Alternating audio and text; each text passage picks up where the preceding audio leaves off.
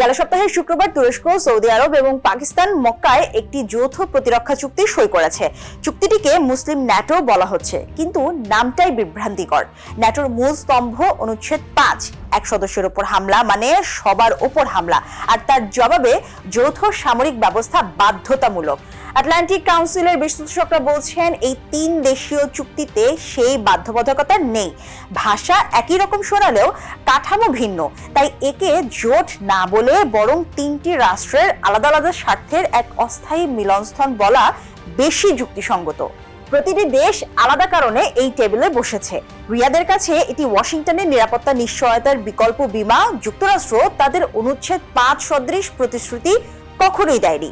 আর Iran যুদ্ধের সময় Saudi আরব নিজেই হুথি এবং ইরানি হামলার মুখে পড়েছে। আঙ্কারার কাছে এটি নেতৃত্বের মঞ্চ। 57 সদস্যের ওআইসিতে এতদিন রিয়াদ, তেহরান আধিপত্য বিস্তার করে এসেছে। এবার এরদোয়ান নিজের জায়গা তৈরি করতে চাইছেন। আর ইসলামাবাদের কাছে এটি টিকে থাকার কৌশল। আফগানিস্তান থেকে মার্কিন সেনা প্রত্যাহারের পর ওয়াশিংটনের কাছে পাকিস্তানের কৌশলগত মূল্য কমে গেছে, তাই সৌদি অর্থ আর তুর্কি অস্ত্র প্রযুক্তির উপর ভরসা বেড়েছে। এই 3 স্বার্থ একসঙ্গে হলে সবচেয়ে চাপে পড়ে ইরান। সৌদি ইরান বিরোধ নতুন কিছু নয়, কিন্তু এবার তাতে যুক্ত হলো তুরস্কের সামরিক সক্ষমতা আর পাকিস্তানের জনবল। রিয়াদ একা নয়, তার পেছনে এখন একটি প্রাতিষ্ঠানিক কাঠামো। এটা তেহরানের হিসাব নিকাশকে জটিল করে তুলবে, বিশেষত যখন ইরান এরই মধ্যে যুক্তরাষ্ট্র ইসরায়েলের সঙ্গে সংঘাতে জর্জরিত। ভারতের জন্য প্রকৃত ঝুঁকিটা প্রতীকী নয়, কাঠামোগত।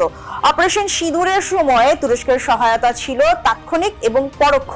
প্রায় 400টি তুর্কি সঙ্গার ড্রোন, বন্দরে জাহাজ ভেড়া, বিমান অবতরণ, যার প্রতিটি আঙ্কারা রুটিন বলে অস্বীকার করেছে। এখন এই সহায়তা একটি চুক্তির ছাতার নিচে প্রাতিষ্ঠানিক রূপ পেল। তার মানে পরবর্তী সংঘাতে তুরস্কের সমর্থন কূটনৈতিক সৌজন্যের ওপর নির্ভর করবে না, এটি একটি বাধা প্রতিশ্রুতির অংশ হয়ে যাবে। এই পার্থক্যটাই দিল্লির জন্য আসল উদ্বেগের জায়গা। 6টি বিমান বা একটি রণতরীর প্রতীকী উপস্থিতি নয়। তবে চুক্তির ভাষায় স্পষ্ট সীমাবদ্ধতাও আছে। সৌদি উপমন্ত্রী রায়েদ ক্রিমলি নিজেই বলেছেন এটি কোনো সামরিক অক্ষ বা সাম্প্রদায়িক জোট গঠনের লক্ষ্যে নয়। ফলে মুসলিম ন্যাটো শব্দটি যতটা নাটকীয় শোনায়, বাস্তবে এই চুক্তি তার চেয়ে অনেক বেশি লেনদেন ভিত্তিক এবং সীমিত।